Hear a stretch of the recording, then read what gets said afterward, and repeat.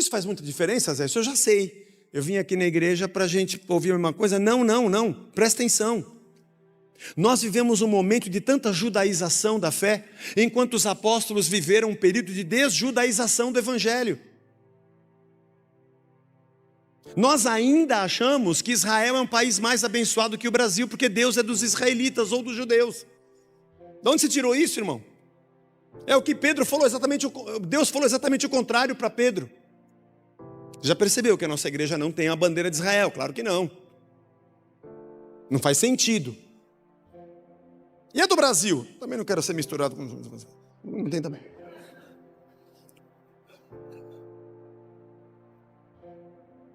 Tem vários lados, né? Nós não somos fanáticos, nós somos de Cristo.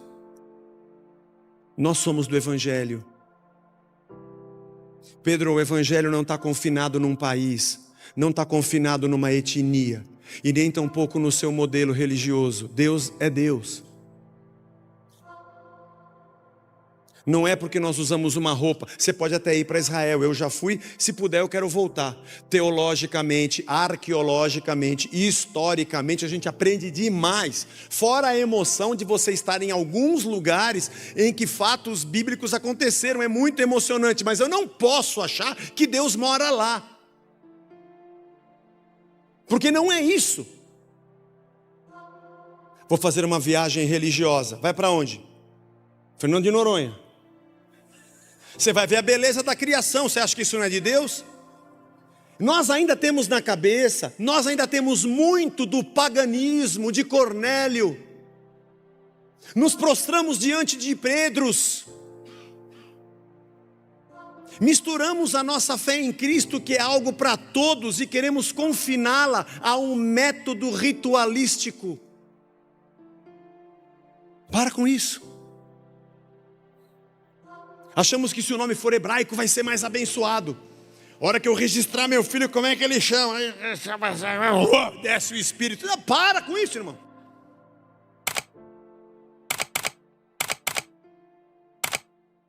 Estamos em Atos capítulo 10, verso 24 hoje. Vamos fazer um rápido preâmbulo. Onde nós estávamos? Nós estamos numa parte da narrativa de Lucas para Teófilo, que está contando para a gente como é que o Evangelho de Jerusalém se expandiu. Esse trecho que nós estamos estudando começou lá no capítulo 8, quando Filipe foi pregar em Samaria. Ele era um dos diáconos instituídos em Atos capítulo 6. Quando ele prega em Samaria, as pessoas começam a se converter. Não era natural na cabeça dos apóstolos, você lembra, de que o Evangelho deveria ser para todo mundo. Na mente deles ainda era uma coisa para os judeus. Os apóstolos estavam em Jerusalém. Mesmo Jesus tendo dito que vocês vão ser minhas testemunhas em Jerusalém, Judeia, Samaria, até os confins da terra, ele tinha dito isso. Mas talvez na cabeça dos apóstolos, sim, nós vamos pregar em Jerusalém, Judeia, Samaria, até os confins da terra, vamos pregar para os judeus, porque tinha judeu em todo o Império Romano. É só você pegar as cartas de Paulo, as viagens de Paulo, aonde ele vai, na Ásia da época que é a Turquia, Galácia, vai para Éfeso, vai para Filipos, a Grécia, vai para as regiões que ele conhecia daquela época, vai sempre encontrar, no Egito vai encontrar judeu.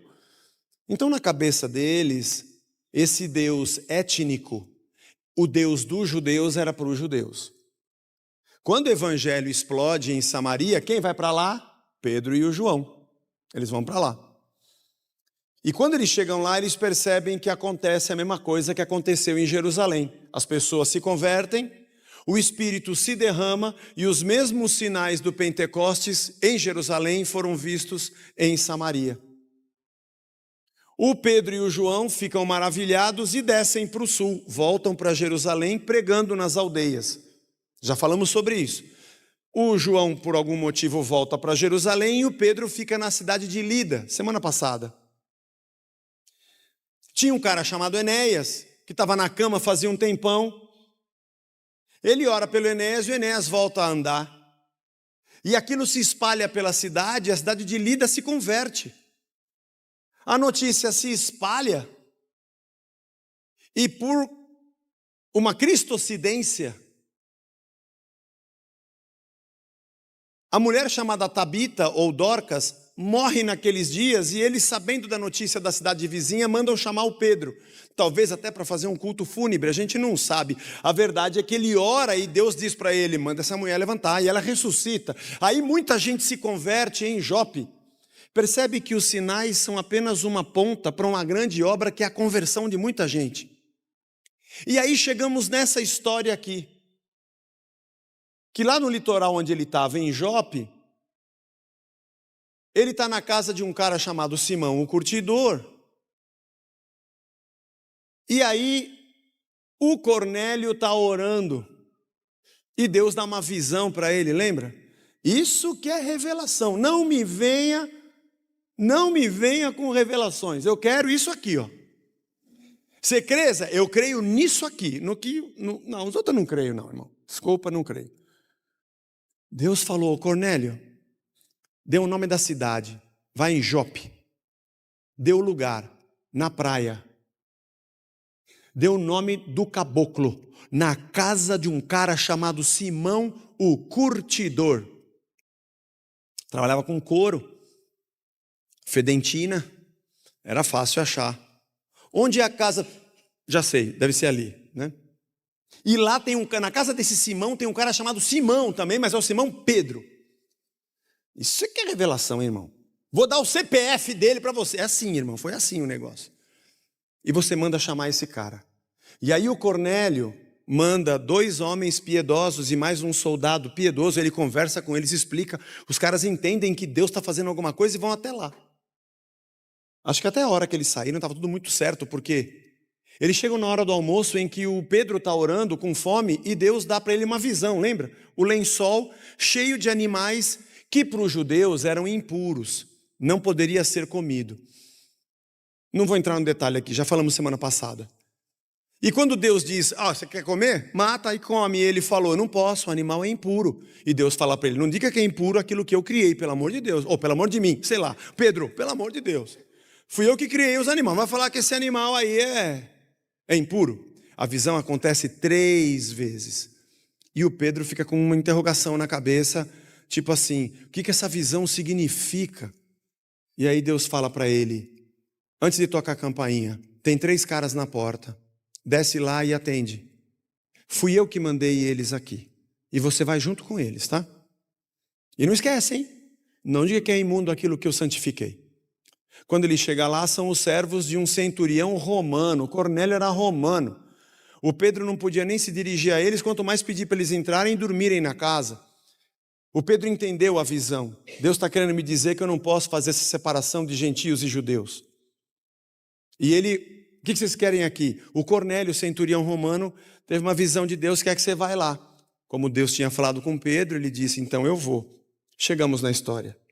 No dia seguinte, Pedro chegou a Cesareia, Cornélio estava esperando por eles, olha que legal, tendo reunido seus parentes e os amigos mais íntimos. Fez uma reunião lá. Quando Pedro estava por entrar, Cornélio foi ao seu encontro e prostrando-se aos seus pés, o adorou. Eu preciso falar aqui, irmão, eu preciso parar dele, preciso falar. O Cornélio não conhecia Jesus.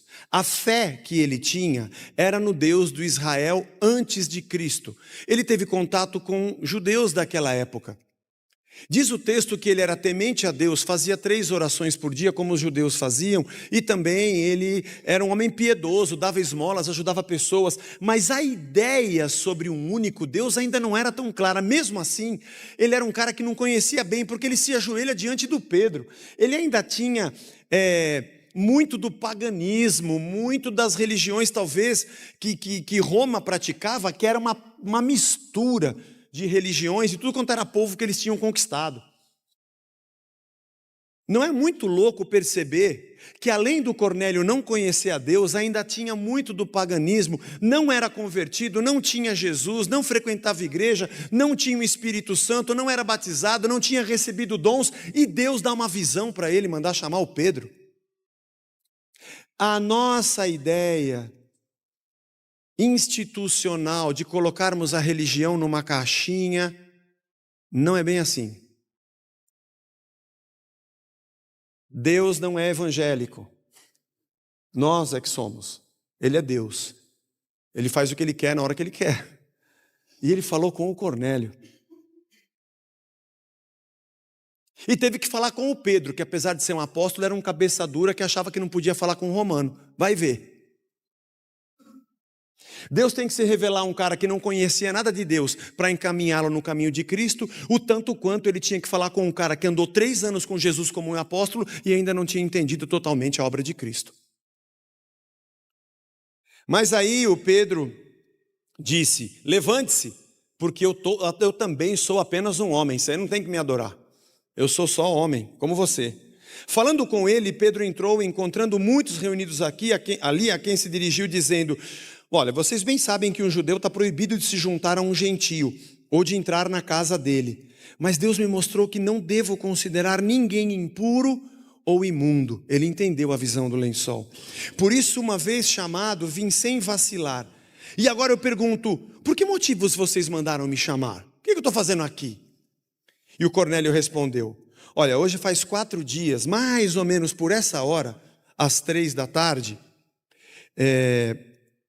às 3 da tarde, é isso mesmo que eu perdi aqui? Perdi 30. Eu bati o dedo sem querer, irmãos, desculpe. Esse é um problema do aplicativo. Estava orando na minha casa e de repente se apresentou diante de mim um homem vestido com roupas resplandecentes e disse: Cornélio, a sua oração foi ouvida, suas esmolas foram lembradas na presença de Deus. Mas Deus não pode ouvir a oração de um cara que ainda se ajoelha diante de outro homem. Claro que pode. Quem disse para você que não pode? Você acha que Deus só ouve pessoas que entram na igreja evangélica para se ajoelhar e buscá-lo? Isso quer dizer que todas as religiões estão certas? Não estou querendo dizer isso. Estou querendo dizer que Deus ouve qualquer pessoa, em qualquer lugar. É isso que eu quero dizer. Quer dizer, não quero dizer, é o que está escrito. Tudo bem. Não pergunte a mim, pergunte para Deus. Ou para a sua religião. Ela deve estar errada. Envie, pois, alguém a Jope e mande chamar Simão, que também é chamado de Pedro. Está hospedado na casa de Simão, o curtidor à beira-mar.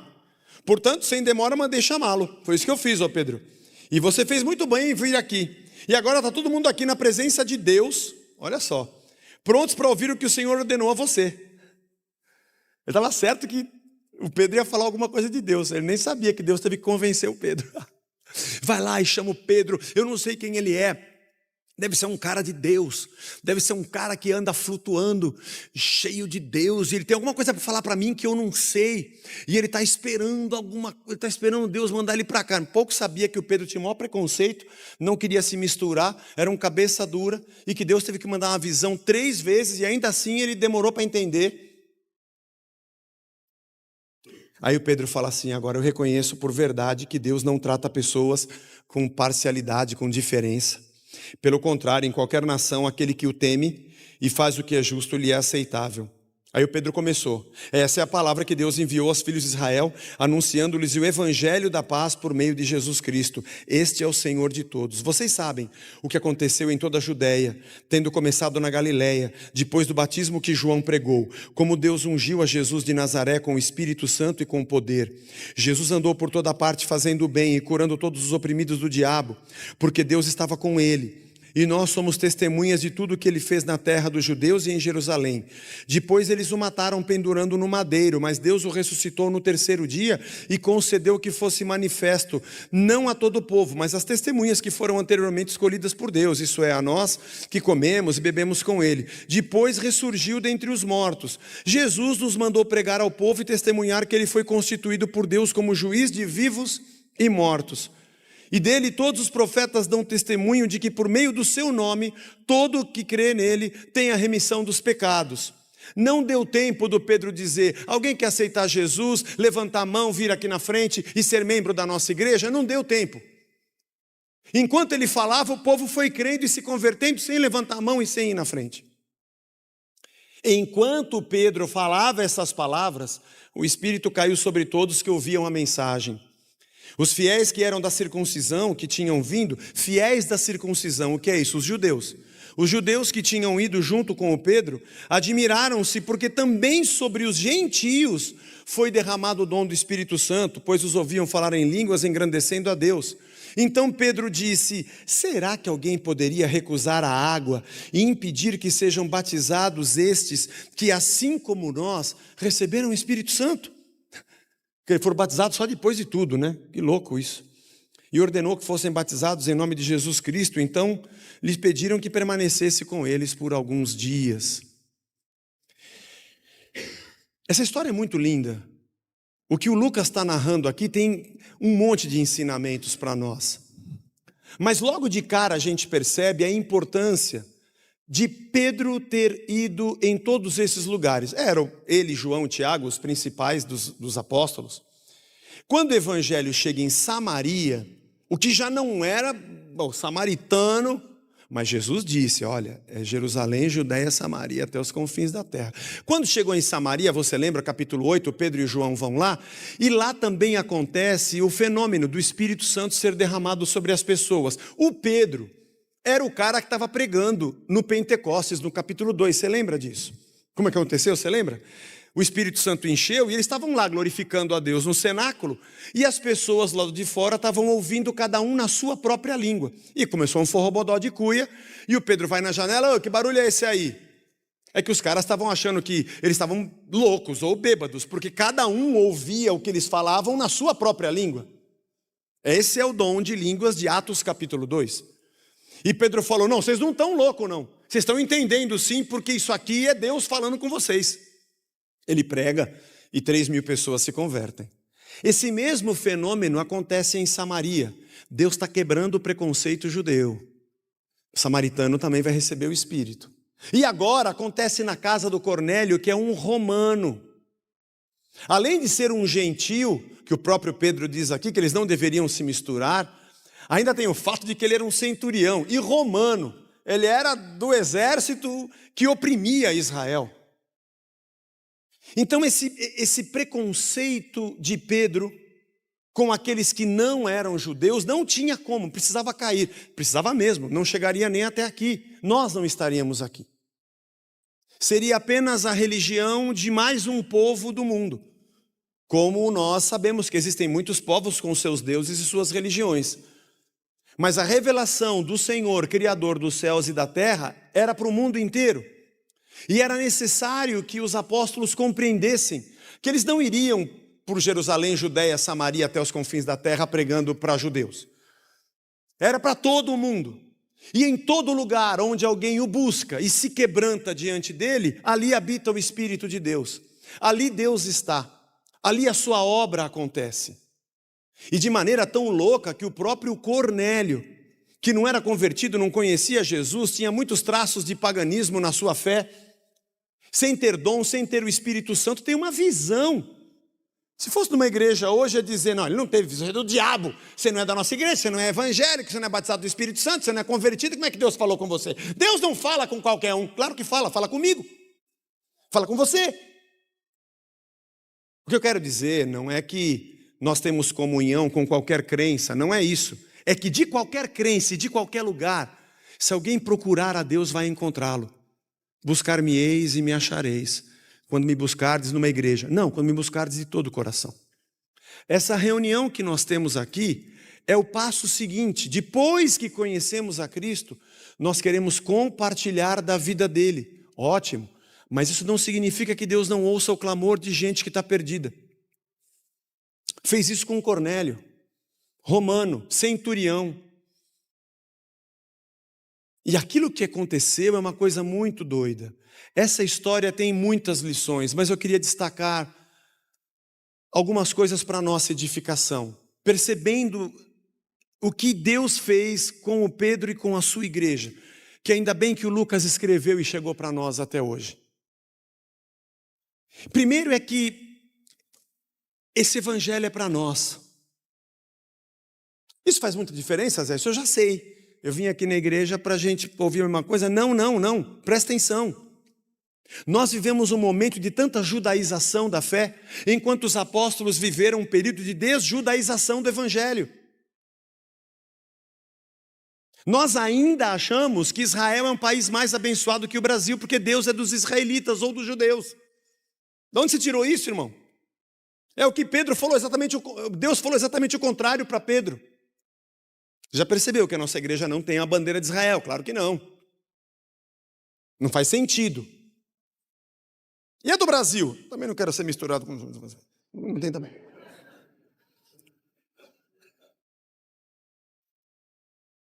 Tem vários lados, né? Nós não somos fanáticos, nós somos de Cristo. Nós somos do Evangelho. Pedro, o Evangelho não está confinado num país, não está confinado numa etnia, e nem tampouco no seu modelo religioso. Deus é Deus. Não é porque nós usamos uma roupa. Você pode até ir para Israel, eu já fui, se puder eu quero voltar. Teologicamente, arqueologicamente, historicamente, a gente aprende demais. Fora a emoção de você estar em alguns lugares em que fatos bíblicos aconteceram, é muito emocionante, mas eu não posso achar que Deus mora lá. Porque não é isso. Vou fazer uma viagem religiosa. Vai para onde? Fernando de Noronha. Você vai ver a beleza da criação. Você acha que isso não é de Deus? Nós ainda temos na cabeça, nós ainda temos muito do paganismo de Cornélio. Nos prostramos diante de Pedros. Misturamos a nossa fé em Cristo, que é algo para todos, e queremos confiná-la a um método ritualístico. Para com isso. Achamos que se o nome for hebraico vai ser mais abençoado. A hora que eu registrar meu filho, como é que ele chama? Desce o Espírito. Não, para com isso, irmão. Eu chamo Zé. E Antônio, José Antônio. Os dois mais comuns que tem. Não é isso. Não é porque você usa uma roupa, não é porque você tem um cabelo. Eu digo isso sobre a judaização da fé, mas acontecem outros sincretismos com a nossa fé. Se eu cantar tal música, Deus vem. Se a gente orar de tal maneira, a gente invoca o Espírito. Não sei se você já percebeu, eu nunca falei sobre isso, mas vou falar.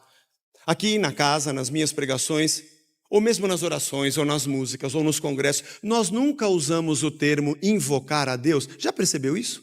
Ah, mesmo? Agora que você está falando, por que não? Porque não precisa. Como é que eu invoco alguém que habita em mim? Me responda. Como é que eu invoco alguém se eu vivo nele, se ele é maior do que a existência? Nele vivemos, nele nos movemos e nele existimos. Atos 17, 28, vamos chegar lá. Nele tudo subsiste. Também Colossenses capítulo 1. Nós é que estamos nele. Você acha que Deus está aqui, Zé? Onde Deus não está? Se você subir ao céu, ele vai estar lá. Se você colocar a tua cama no mais profundo abismo, ele vai estar lá. Se você for até o céu, no inferno, ele vai estar lá. Se você correr pelas asas da alvorada até as extremidades da terra, até lá ele vai te guiar. Ele conhece o teu sentar, o teu levantar, o teu pensar. A palavra nem chegou na tua boca, ele já sabe sem você pensar. E você acha que tem que procurá-lo? Você está perdido. Essa história de Pedro dizendo que esses limites não existem, é para a gente acordar de que não há isso. Assim como você não compra uma roupa evangélica.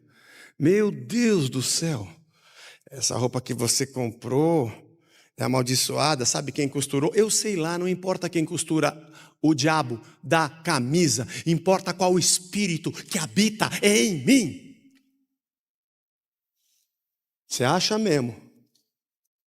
Com todo respeito a quem faz, nós não cremos nisso. Eu não unjo cadeira para você sentar. Eu não acredito que o Espírito Santo vai entrar pela tua perna adentro porque eu passei um óleo num pedaço de plástico. Me perdoe. enquanto tem maldade, indecência, inveja, corrupção na tua cabeça, eu vou ungir o pedaço do plástico. Desculpe, irmão, não existem esses limites mais. Deus não é pegajoso nas coisas. Como se eu pudesse invocá-lo para vir, ou quando eu passar por aqui, tem um espírito que vai pular dentro de mim porque eu pisei nesse lugar. Você não pode entrar lá, aquele lugar é do diabo. Peraí, eu vou pisar serpentes e escorpiões, vão cair 1000 ao meu lado, 10.000 à minha direita e eu não serei atingido. Você pode estar no vale da sombra da morte, quem vai me guiar lá vai ser a tua mão, porque maior é o que está em nós do que aquele que no mundo está. Isso não significa que eu amo o pecado e vou ficar nadando em tudo que é tranqueira, não, mas se por acaso eu tiver que passar por lá, isso não faz diferença nenhuma. Mas comida consagrada tem, né, Zé? Só se você for na ideia do Antigo Testamento. Esse animal pode, aquele não pode. Porque pelo menos em Corinto, Paulo diz que comida consagrada a ídolo não faz diferença nenhuma, porque o ídolo nada é. Quem fez a comida não foi o ídolo, quem criou tudo isso aqui foi Deus. Que bom que Deus disse para Pedro, para com isso, Pedro. Eu não estou dizendo a você, falando aqui para os que são do departamento infantil, que às vezes tem gente que vem no final do culto fazer perguntas do departamento infantil. Perdoe a minha sinceridade, mas eu preciso dizer isso. Quer dizer então que eu posso fazer o que eu quiser? Pode. Você acha que eu sou polícia de gente grande? Faz o que você quiser. Aqui na casa da Rocha eu posso ter outra mulher? Aqui dentro não é legal porque sua mulher vai ver, você tem que ter lá fora. Mas pode? Lógico que pode. Você está me perguntando se pode? Você pode fazer o que você quiser. Pode ter 10, pode cheirar, fumar, transar, fazer o que você quer. Agora eu te pergunto, se você é de Cristo, por que você está me perguntando se pode? Se eu vou te perguntar uma coisa, fazer o que você quiser. Eu só tenho uma pergunta para você, se você é de Cristo e o Espírito habita em você, por que você está me perguntando se pode fazer esse monte de tranqueira? Você não deveria nem querer fazer. Você não deveria querer. Porque a questão não é se você pode ou se você não pode, a questão é quem é você. A questão é que passa na tua cabeça e no teu coração. Você quer um rito? Isso pode, esse animal pode, isso aqui não pode, come isso, aquilo não pode, aqui você pode sentar, aqui você não pode sentar, não pode comer essa comida aqui porque isso aqui é não sei o que, não pode ir nesse restaurante porque esse povo serve não sei o que. Então, você quer isso, eu te passo isso. E você acha que eu vou acreditar que você vai andar com um livrinho de pode e não pode o dia inteiro para fazer o que pode e o que não pode? Na minha idade, irmão, eu não acredito em mais nada a não ser em Cristo. E no meu time, eu acho que dá. Vai dando mole. A gente chega, viu? Não deixa chegar não. O senhor vai ser rebaixado, fica quieto. Aqui é a voz, aqui é uma voz aqui que fica aqui, ó. Falou de time, a voz aqui, ó. Mas, irmão, Jesus quer que a gente morra para nascer de novo, com um novo coração, com uma nova cabeça, para sermos novas criaturas, maduros, adultos. Se tem alguém vendo, se não tem ninguém vendo, eu sou de Cristo. Não estou preso a um lugar, a uma etnia, uma bandeira, a um chapéu, não é isso. Essa separação, essa desjudaização da igreja no primeiro século é evidente em todas, praticamente em todas as epístolas de Paulo. Aliás, se você ler Romanos, faz o caminho das letras, e Hebreus, vai acabar com a Bíblia acaba com a nossa religião, irmão. Acaba. Porque ele combate todas essas coisas, dizendo chega. Jesus é a única coisa que você precisa, a sua palavra. Sermos um povo que cresce em torno do Evangelho, podendo fazer o que a gente quiser, mas optando pela santidade. Acho que uma primeira grande lição dessa história toda é de que o Evangelho está aqui para nós. Você quer saber o que você pode fazer? Faz o que você quiser, mas Cristo está te oferecendo uma nova vida, com uma nova cabeça, um novo coração, fundamentado no seu reino, no seu Evangelho, para sermos a comunhão em torno da mesa do Cordeiro. Não tem a ver com um país, não tem a ver com uma etnia, não tem a ver com nada disso. Não existem mediadores, não existe nada disso. Ele foi falar até com o Cornélio. Mas a segunda coisa maravilhosa nesse texto, como eu digo às vezes, olhá-lo de longe, é perceber que não foi à toa, irmãos, que o Filipe foi para Samaria. E aí o povo se converte, acontece aquela balbúrdia, e os apóstolos que não saíam de Jerusalém tiveram que sair, né? Pelo menos o Pedro e João tiveram que ir lá. Vamos lá ver o que está acontecendo, nós somos líderes da igreja, estão fazendo sem nossa autorização. Tem um pequeno grupo lá que está fora da nossa autoridade. Chegou lá, era o Espírito Santo. Desculpa, Pedro, estou atrapalhando a sua igreja. Você acha que eu estou esperando você sair de Jerusalém e fazer alguma coisa? Está acontecendo, meu amigo, acorda. E ele vê o Espírito se derramando. E eles voltam para o sul pregando. E não é por acaso, não é por acaso que o Pedro para bem na cidade de Lida. E que o Enéas é curado e todo mundo se converte, espalha a notícia até chegar em Jope, que era bem vizinho, era pertinho. E aí aquela mulher morre, não pode ser por acaso, bem naqueles dias. Não é possível, irmão, não é possível. É muita coincidência. O Pedro está lá em Lida, chama ele. Ele ora e a mulher ressuscita e todo mundo se converte. Não é à toa. Mas olha, essa daqui é a mais que não é, essa aqui é a mais incrível de todas. Jope é uma cidade muito maior do que Lida. Litorânea. Pediram para Pedro ficar mais alguns dias com eles, mas ninguém quis dar lugar para Pedro ficar. Você pode ficar? Posso, mas aqui eu saí sem cartão. Não sei se aqui tem Airbnb. Sabe o que é? É que minha sogra veio morar em casa, você não pode ficar lá. Aí o outro irmão deve ter falado, então, eu até queria, mas a minha mulher não gosta de visita. Ou a irmã que disse, meu marido não é convertido, ele nem crê nessas coisas. Se você for lá, vai dar problema, ele tem as pingas dele lá, não vai dar certo. Acontece. Eu mudei agora, é só um quarto, sala e cozinha. Sabe como é que é? Não dá pra gente. Tem papagaio, cachorro, não vai caber. Aí só sobrou o Simão, o fedido, o Simão, o curtidor. O cara mexia com couro. E mexer com couro, você sabe, é muito fedor, curtir a carne que apodrece, é um negócio difícil. Acho que quando o Simão chegava na igreja, o pastor estava aqui, aqui lá, o Simão entra lá. Eu estava aqui conversando, então vamos fazer esse negócio aqui. O Simão chegou.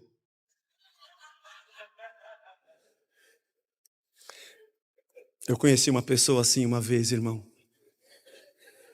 Eu trabalhava ainda como engenheiro de capacete. O sujinho, ele tinha um apelido. Devia ser algum problema hormonal, devia ser, porque quando ele chegava todo mundo sabia que ele tinha chegado. Teve um dia que quando ele chegou e eu sabia que ele tinha reunião comigo, eu falei assim, fala que a reunião é lá na laje. Irmão, a caatinga do cara ia contra o vento, sem lenço e sem documento. Pra cá, tá ventando pra cá, fala pra ele ficar ali. E vinha, irmão, era um negócio inexplicável. Hoje, até pensando, será que era algum espírito? Não sei, irmão. Não sei. O time que ele torcia eu já tinha adivinhado rápido, mas eu não sabia por que era aquilo. Mas enfim, o Simão era meio assim. Mas o Pedro era um apóstolo de verdade. Talvez os dias de hoje não iam querer, né? Não era 5 estrelas. Mas ele, vamos lá, fica na casa do Simão. Mas isso não foi coincidência, porque Deus sabia que ele ia falar com o Cornélio. Ia ser fácil de achar o Pedro. Você vai achar ele pelo cheiro. Você vai na praia, na casa do Simão, o curtidor, e vai encontrar um cara chamado Simão Pedro. E eu imagino que o Cornélio, que era piedoso e sempre fazia orações, devia orar para Deus todo dia. Mas Deus falou, pera que eu não vou te responder agora, espera. O Cornélio nem sabia que Deus não ia responder agora, mas Deus estava esperando porque o Pedro estava em Samaria ainda. E estava descendo para Lida. E depois ele foi para Jope. Amanhã eu te respondo porque Ou vou dar uma visão, vou falar com você numa visão e com ele em outra. Irmão, isso aqui é um negócio muito sobrenatural. Muito demais. Vê como Deus conduziu essa história. E eu sei que você deve falar para mim assim: ô Zé, você quer dizer então que Deus está conduzindo tudo? Eu não tenho livre-arbítrio? Claro que não. Quem te ensinou isso? Você é escravo do pecado. Você fala o que você não quer na hora que não deve. Passam coisas na sua cabeça e você não sabe por quê. Você mete os pés pelas mãos e depois pede desculpa. Quem te governa? Você solta palavras e depois corre para segurar porque você não devia ter falado o que falou. Quem te governa? Você é livre mesmo? Poxa, se você fosse livre mesmo, não precisava nem de Jesus. Você se livrava do seu pecado sozinho. Não peco mais, não tenho mais inveja, não tenho mais maldade. Você se autopurificava pela sua imensa vontade livre. Eu e você somos escravos dessa porcaria chamada carne. Somos escravos do pecado. Ninguém precisou nos dar uma aula e nem um curso para nos ensinar a ser uma tranqueira na terra. A gente faz o esforço contrário, com educação, com ensino, com ética, com valores, com o evangelho, para tentar fazer o ser humano não ser um animal irracional. Porque se soltar o bicho, a coisa fede mais do que o Simão, o curtidor.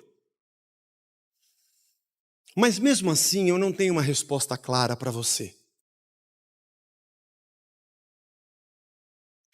Não tenho. E não tenho nenhuma preocupação com isso. Não precisa vir no final do culto, dizer para mim, eu tenho um livro de teologia, eu já li, não me preocupe. Não me preocupo com nada e não quero saber. Na verdade, o que eu mais quero é cada vez menos ter o controle das coisas. Você quer saber? Só uma pergunta que eu faço a você. Você ora o Pai Nosso? Você reza o Pai Nosso? Alguma vez na vida você já orou aquilo?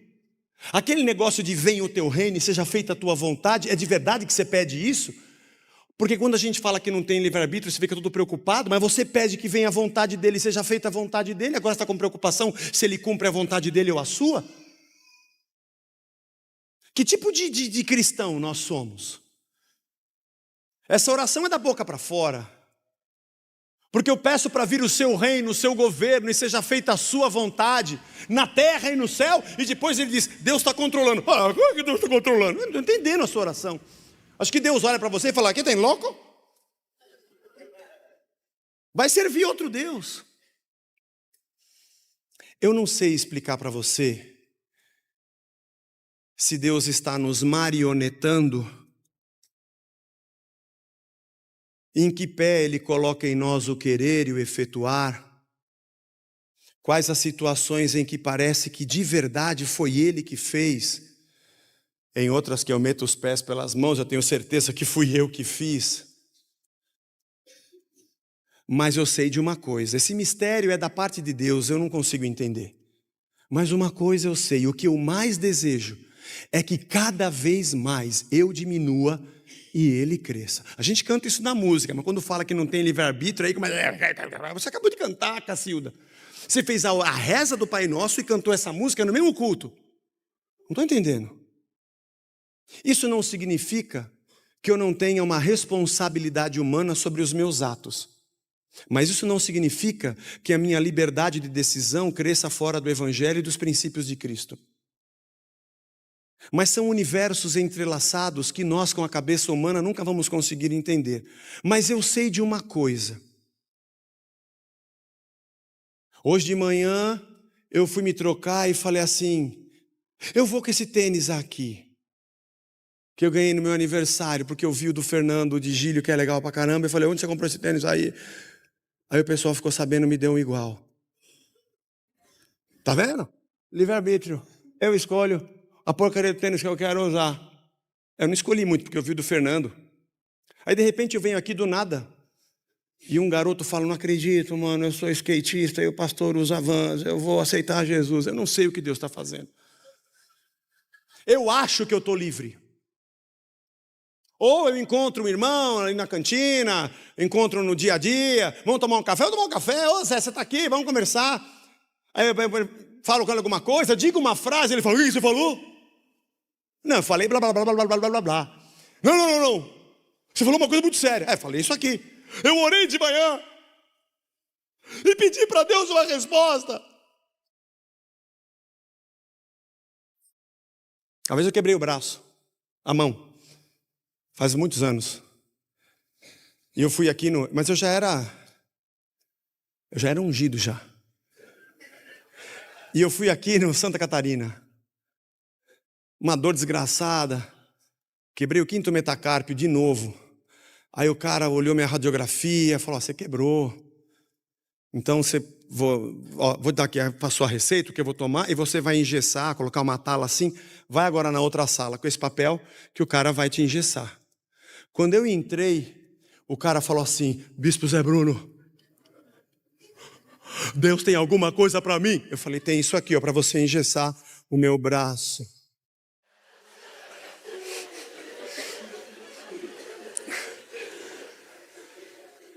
Mas por enquanto é a única coisa de Deus que eu tenho para você, isso aqui.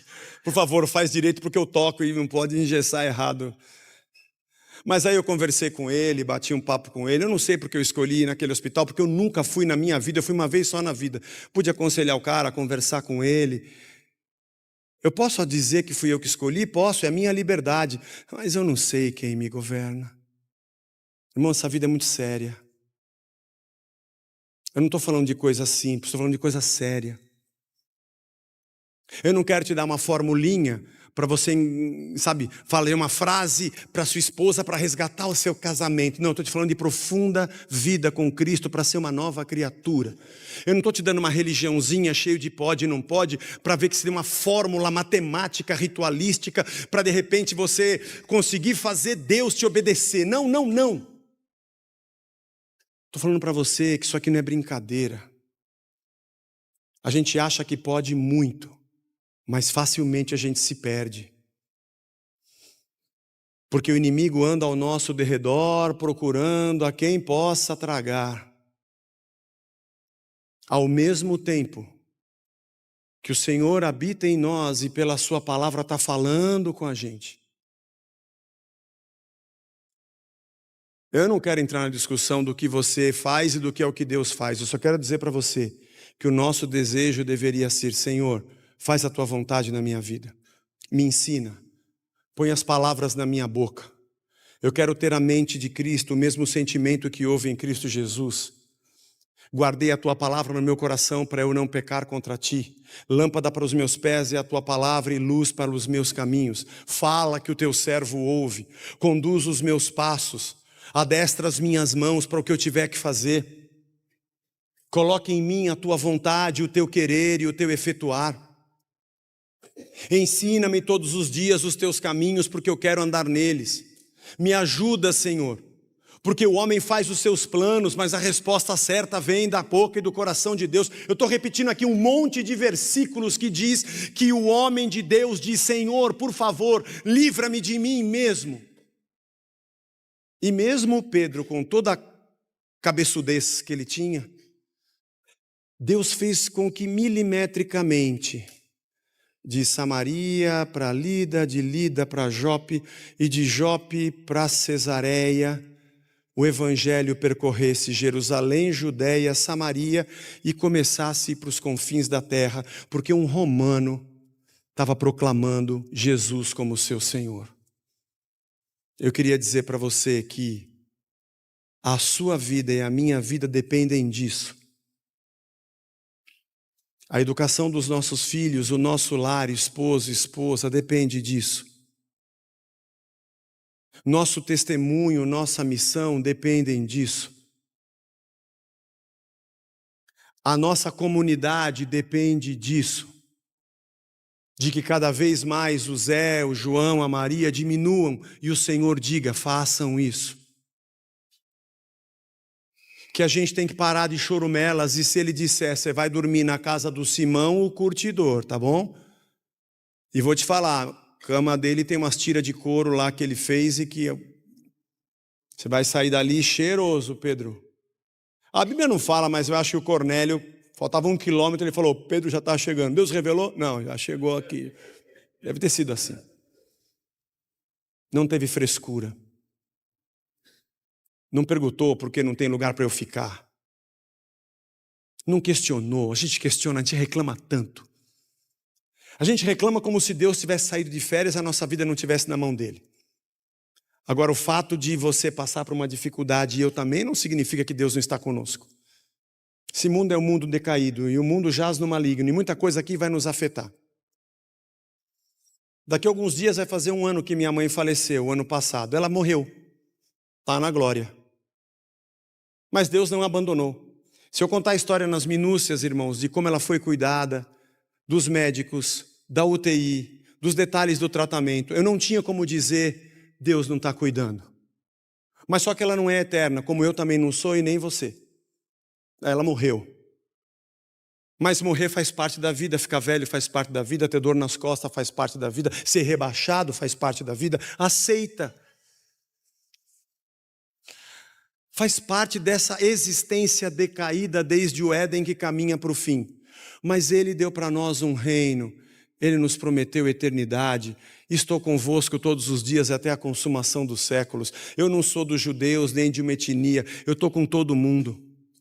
Ele está comigo, Ele está com você. Que isso possa fazer a gente dizer, obrigado, Senhor, eu vou me curvar e vou pedir que o Senhor me conduza. Vou pedir que o Senhor me abençoe, que o Senhor me dê palavras, me dê ideias. Por favor, Senhor, não deixa a minha vida na minha mão. Não deixa a minha vida na minha mão. Eu quero sentar no banco do passageiro. A história que Lucas contou para Teófilo, quando a gente lê todos esses domingos e entende a história toda, a gente fala, não tem como não ver as digitais de Deus aqui. O arquétipo da graça de Deus em tudo o que aconteceu. Graças a Deus. Graças a Deus que não aconteceu do jeito que Pedro pensava, hein? Mas, hein? Graças a Deus, o evangelho chegou até nós. Tomara que essa igreja não seja do jeito que eu penso e que você pensa, para poder alcançar outros e não parar nos nossos senões religiosos. Vamos ficar de pé, vamos orar.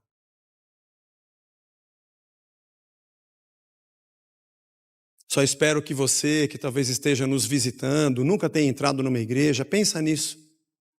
Ore e fale com Jesus, diga, Senhor, eu quero que o Senhor governe a minha vida. Diga isso para Ele. A partir de hoje eu quero andar com Jesus, eu quero te conhecer mais. Vamos orar. Senhor Jesus, nós não somos nada. Eu não sou nada, eu não sei nada. Eu não consigo enxergar um segundo na frente do meu nariz. Eu não sei por que vivi o que vivi, nem por que nasci onde nasci, nem para onde eu vou. Eu não sei nada, Senhor. Nenhum de nós aqui sabe. Mas nós somos tão cheios do nosso orgulho e deixamos de nos curvar e dizer, Senhor, cumpra a sua vontade. Obrigado por essa história que demonstrou de maneira tão clara,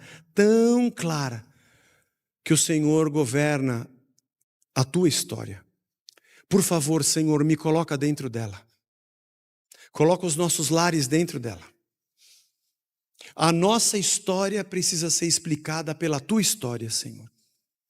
E eu quero que a minha história transcorra dentro da tua história de redenção. A tua história de redenção do mundo possa cobrir a minha, como pai, como marido, como filho, como pastor. Em tudo que eu fizer, eu quero que a tua história dê sentido à minha. E que tudo que eu pense tenha significado na tua redenção, no teu plano, na tua obra, no teu reino. É aqui que eu quero estar. Essa é a nossa oração, Senhor. A nossa autossuficiência, a nossa soberba, o nosso orgulho precisa cair, Senhor. Nos ajuda nessa manhã. E tira de nós, Senhor, a ideia da reprodução de rituais. Tira de nós a ideia de formatações religiosas, eclesiológicas e modelinhos de como ser igreja. Arranca da gente isso, Senhor. É difícil, mas a liberdade do vento do teu Espírito sopre, nos cure, nos preserve, nos alimente, nos conduza, nos ensine, nos transforme, nos amadureça, nos alegre, nos use como instrumentos na vida uns dos outros. Faz isso por tua graça e misericórdia. Abençoa a nossa semana, traz a gente de volta domingo para de novo celebrarmos com alegria a comunhão da tua presença. Essa é a nossa oração em nome de Jesus. Amém. Deus te abençoe e até o próximo domingo.